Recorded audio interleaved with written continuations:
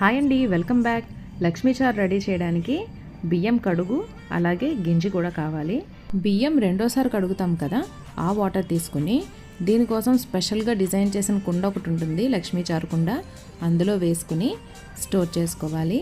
ఇప్పుడు మనం rice cook చేసుకుంటాం కదా.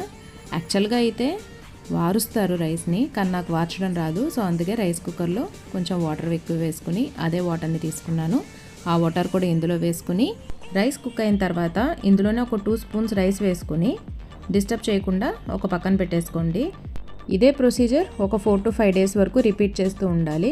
6th డే ఆ కుండలో ఉన్నదాన్ని ఫిల్టర్ చేసుకుని ఆ వాటర్తో చారు పెట్టుకోవాలి. మీకు నచ్చే వెజిటేబుల్స్ అన్నీ వేసుకుని పసుపు, ఉప్పు, కారం వేసుకుని ఒకసారి కలుపుకొని 15 నిమిషాలు హై ఫ్లేమ్లో 15 నిమిషాలు లో ఫ్లేమ్లో కుక్ చేసుకోండి. ఈ చారుకి పోపు అవసరం లేదండి. లక్ష్మీ చారు అయితే రెడీ అయిపోయింది. Please like and subscribe.